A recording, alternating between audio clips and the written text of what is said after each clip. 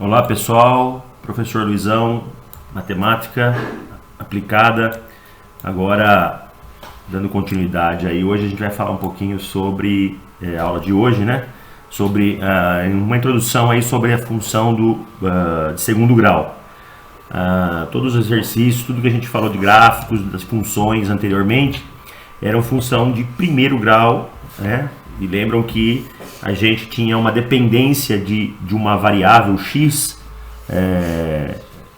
em primeiro grau, ou seja, simplesmente esse x, né, ele era de uma dimensão. Então agora a gente vai falar um pouquinho sobre a equação do segundo grau, muito parecida com a do primeiro grau, também com algumas características importantes, né, e a gente vai discutir elas, mas agora num grau, né, quadrático, uma função quadrática. Então vamos lá. Na função do primeiro grau, né, na função de segundo grau, desculpa, nós também temos uma dependência. Lembra que na de primeiro grau nós tínhamos uma dependência de x, né, apenas de x e mais uma constante. Agora nós temos uma dependência de x ao quadrado, né, do segundo grau de x. Por isso que agora aumenta essa razão aqui, né? Então antes não existia essa função, não tinha dependência de segundo grau, apenas a dependência de primeiro grau. Agora a dependência de segundo grau. Então da mesma forma que nós tínhamos lá na função do primeiro grau y é igual a mx mais n, aqui a gente usa mais esses coeficientes a, que acompanha sempre o x quadrado, o b, que acompanha o x em primeiro grau, né, que como se tivesse um 1, e uma constante, assim como era o n na função de primeiro grau, ok? Uma coisa importante, esse fator, esse coeficiente na frente de x quadrado não pode ser nunca zero, tá? Tem que ser sempre diferente de zero. Por quê? Ora, se nós tivéssemos aqui um a valendo zero, 0 vezes x quadrado, qualquer que seja o valor de x, esse termo dá zero. Ele some. Portanto, deixou de ser função do segundo grau, passa a ser uma função de primeiro grau, né? Afinal, esse termo sendo zero, o que sobra bx mais c, a única dependência que tem de x é em primeiro grau, ok?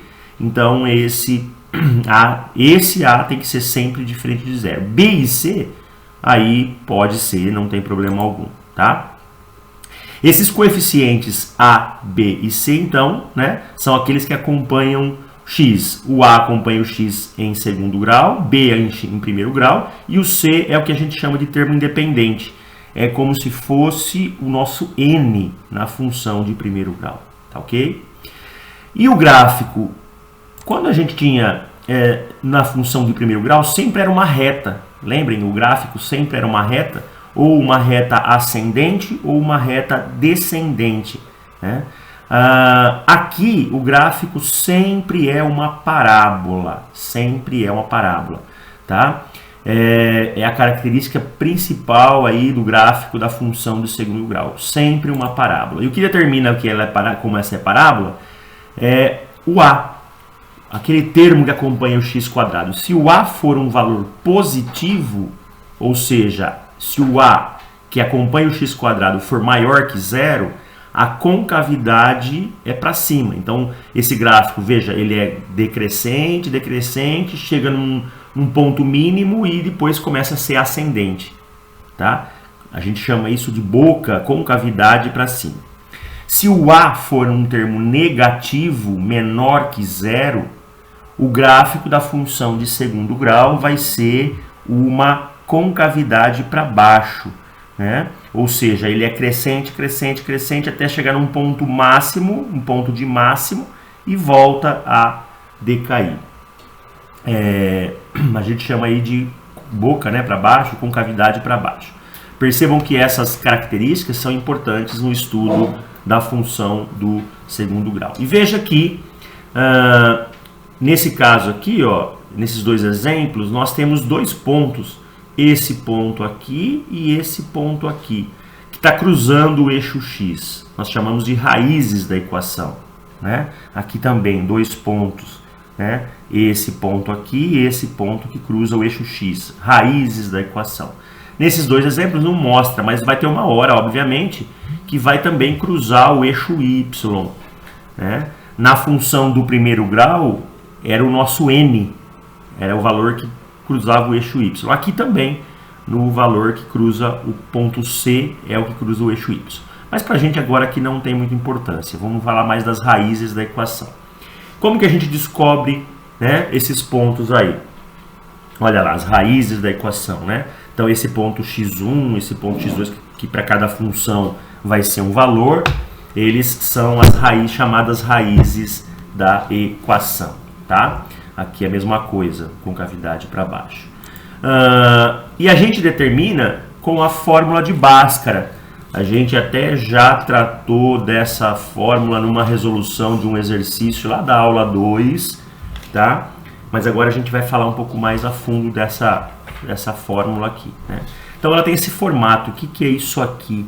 Essa é uma fórmula que Bhaskara usou, que conseguiu chegar, né, definir, que a gente consegue descobrir quais são esses pontos aqui, quais são esses pontos, essas raízes da equação.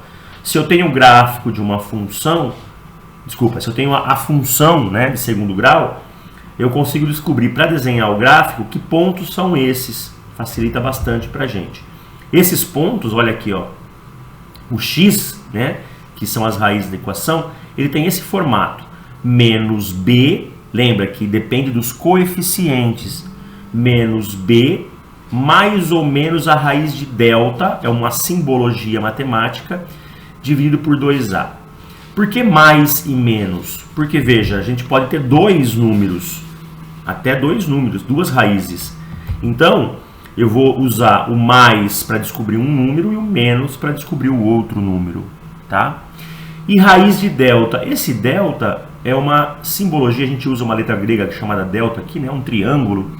Ele tem um significado aqui também com os coeficientes e a gente sempre faz ele primeiro para entender se tem raiz, se não tem, enfim, essa é uma característica importante também, tá?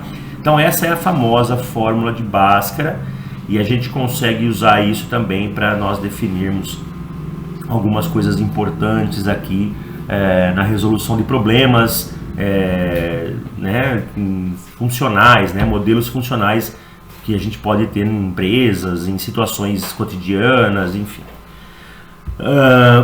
Bom, então, dada a fórmula de Bhaskara, a gente consegue com uma função definir como é o gráfico, descobrindo aquelas raízes da equação, tá? O delta, como eu falei, né, ele tem a capacidade de perceber, se vai ter raiz ou não. Então, primeiro eu faço sempre o delta. Eu pego lá os coeficientes da minha função, substituo aqui. Se ele for positivo, se esse número for positivo, eu tenho duas raízes reais, 2 pontos.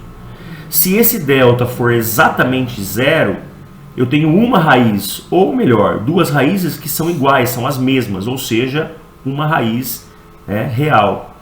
Agora, se esse número delta, quando eu faço observo esses valores e ele der negativo, é porque não existe raiz, é porque com certeza não está passando, né? Não tem um ponto exatamente.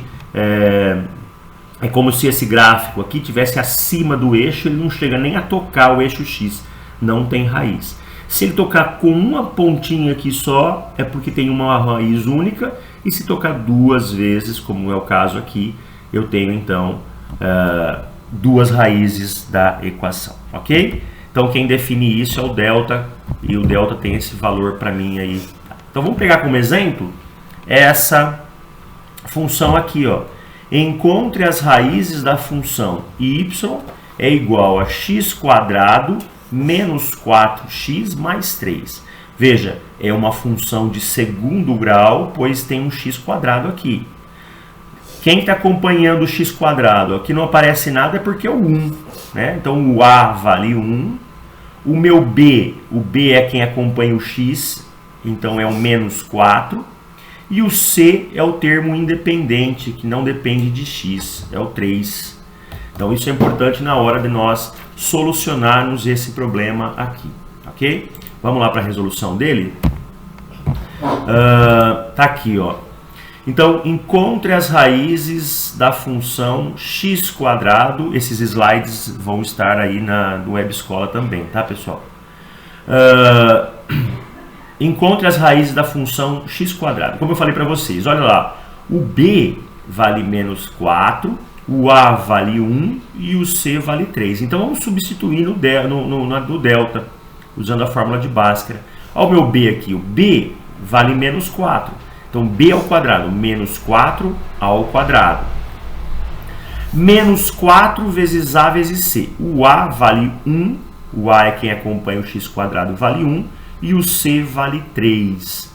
Então, substituindo b² menos 4 ao quadrado. Esse outro menos 4 é da fórmula, tá? Menos 4 vezes a, que vale 1, vezes 3, que é o valor de c. Menos 4 ao quadrado é menos 4 vezes menos 4, que dá 16. Menos 4 vezes 1 dá menos 4, menos 4 vezes 3 dá menos 12. Então, fica 16 menos 12, que dá 4. Bem, então, vejam que delta é 4, delta é positivo. Isso significa que é uma raiz que tem duas raízes. Então, olha só aqui o exemplo que eu dei, né? Tá aqui, ó. Não, deixa eu só voltar um pouquinho. Isso. Então, veja. Primeiro, o A é positivo. Então, a boca, a concavidade é para cima. Então, pode ser uma dessas três opções. De cima. Concavidade para cima, concavidade para cima, concavidade para cima. O delta é maior que zero, é positivo. Então tem duas raízes. Olha aqui. Então é um gráfico desse tipo aqui, ó. Desse primeiro exemplo aqui.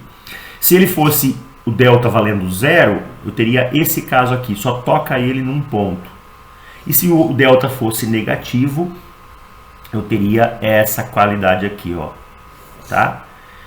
Muito bem, descobri o valor de delta. Agora coloco na fórmula de Bhaskara. X é igual a menos b mais ou menos raiz de delta sobre 2a. Menos b, o b vale menos 4, então menos 4. As duas opções mais e menos, a raiz de delta. O delta vale 4. Menos 4 dá mais 4, mais ou menos a raiz de 4, que é 2. Embaixo, 2 vezes a, o a vale 1, então 2 vezes 1, 2. Então eu chego nessa opção. A primeira opção, quando o A for positivo, quando eu pegar o valor positivo. Então eu tenho 4, aqui, o valor negativo, desculpa. Quando eu pego o valor negativo, quando eu vou pegar o sinal negativo, 4 menos 2 sobre 2. 4 menos 2 dá 2. 2 dividido por 2 dá 1. Então uma opção é o 1. A outra opção agora é o positivo. 4 mais 2. 4 mais 2 é 6, dividido por 2 é 3. Portanto, as raízes, ou seja, o gráfico da minha função, está aqui. Ele é duas raízes, então ele passa no ponto 1 e passa no ponto 3. Ok, pessoal? Bom, vou deixar no Web Escola a continuação dessa aula, vocês vão dando uma olhada, tem alguns exercícios, tentem fazer. Depois a gente continua para tratar mais questões em relação à equação do segundo grau, a função do segundo grau. Grande abraço a todos e vamos nos empenhando aí a estudar. Grande abraço.